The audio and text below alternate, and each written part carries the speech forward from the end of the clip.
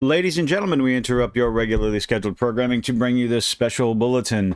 Concord has released to PlayStation and Steam over the weekend. Concord, I believe it's a 6v6 arena shooter, releasing into, well, almost a saturated market full of free-to-play games, much more popular for obvious reasons, considering Concord has a $40 price tag, thinking that they could make waves, especially oddly enough, after the open beta weekend where they couldn't break 3,000 concurrent players in a free open beta.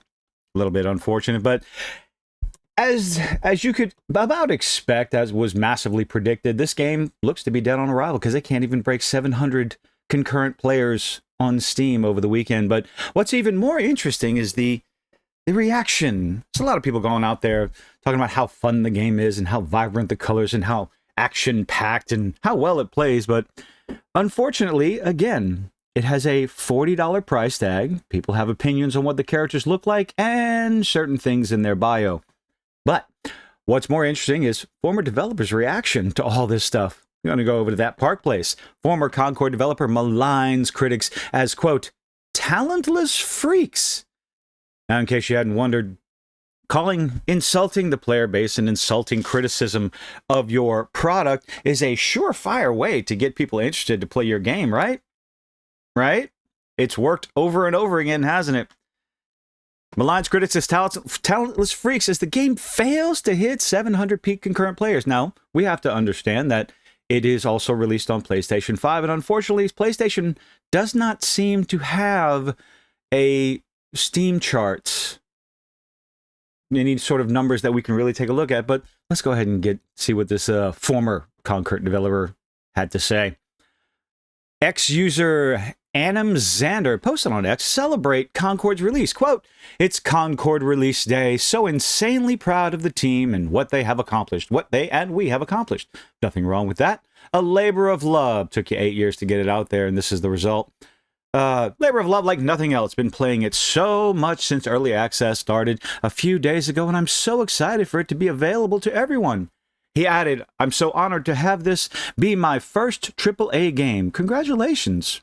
Honestly, you get a job in the AAA industry, you want people to see your work. It was a huge learning experience, lots of struggles, and I'm glad to have gone through them. Time to play. Ex-user Preston and a whole bunch of numbers responded to his post, writing, quote, I'm so sorry this has to be your first. I do not believe it is you or any of the other devs' fault that this game has performed so poorly. I can tell that a lot of effort was put into completing this game. It just came at the wrong time and genre, and that's really the main thing. It's a day late and a dollar short. Actually, it's a few years late and that $1 million short. Considering, again, it's releasing into a saturated market of free-to-play experiences. What? You would have to bring something massive to the table to justify a $40 price tag, and as it turns out, well, gamers have responded. They do not believe it brings anything new to the table. Well, what else here? Apparently, Annam Zander responded, this is the fun part. I don't really care. It was a huge labor, a lot of insanely talented people making an awesome game. And as numerous other content creators have said, maybe you should have stopped there with your statement. But just like all these people who think they are better than you, he just could not let it go. He had to keep talking, which it's going to affect the public opinion of what you're going to do, what you're going to say, and what game you worked on. Why would I care about a bunch of talentless freaks hating on it? Ladies and gentlemen, I'm sure you all know the answer to this, but what happens when you run your mouth and you insult an entire demographic of people, potential customers, potential players? You come out and call them talentless freaks, disregarding completely any and all of their criticism. How well do you think that's going to go? I'm sure having a lot of fun playing it. Well, good for you, and wouldn't trade it for anything. That little sentence right there in the middle, maybe you should have left that one out. Despite claiming that he doesn't care, Annam Zander hid a handful of responses and demanded users pay him $8. What on earth am I talking about? Well, apparently, This is from Permaban, Give Me Banhammer, over on X, over on Twitter, whatever you want to call it. Yes, this is in fact one of Concord's devs responding to feedback and criticism. I'm so honored. Yes, there's his statement right there. And boom! The reply was hidden by the original post author. Pay me $8 to unhide your tweet. Pay me $8 to unhide. My goodness, what kind of soft individual is going to sit there and hide responses? Well, honestly, it's the same sort of soft individual that can't stand any sort of criticism because, well, good old free gunner Adam Zander has protected his posts. And this should come as no surprise to anyone because, well, that's the MO.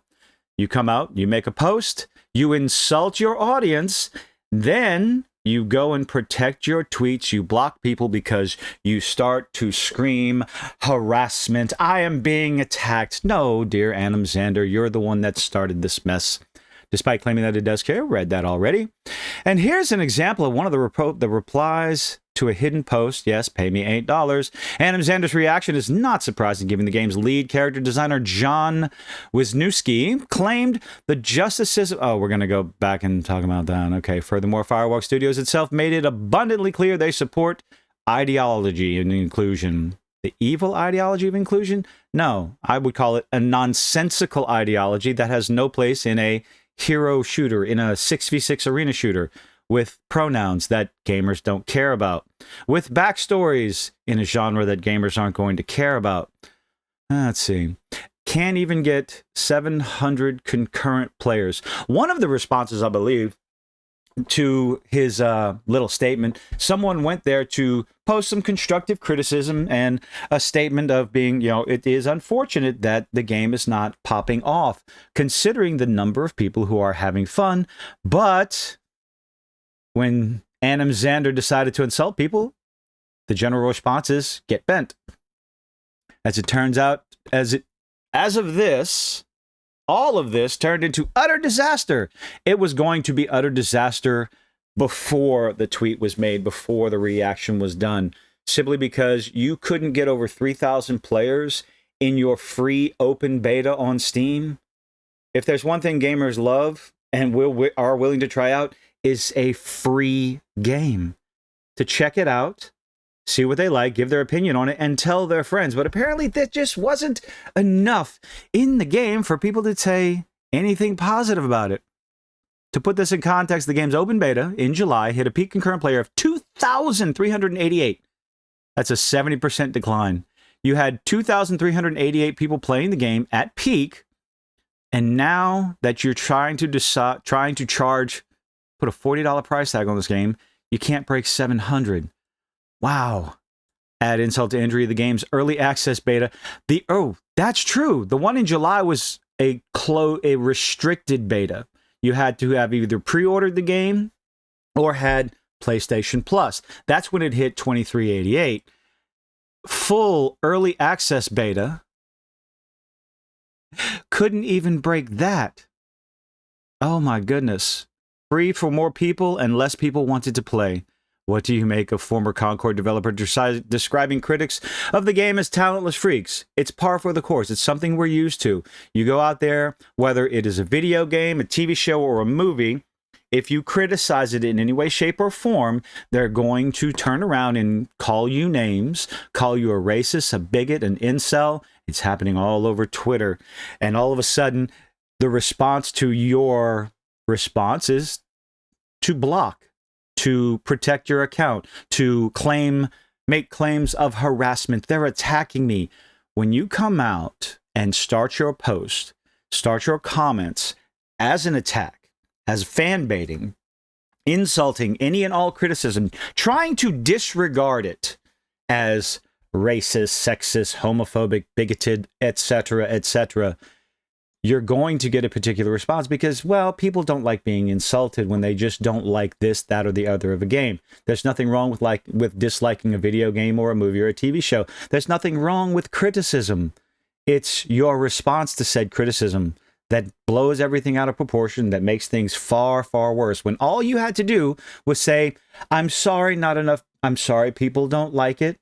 Hopefully there'll be some changes in working on the game, and maybe they'll change your mind. If you could possibly leave it like that, you'd be surprised at how many more people you could endear towards your product. But here we are, talentless freaks, incels, insults over and over again, and you wonder why your video game, regardless of what it is, or your TV show or your movie, is on the path to failure.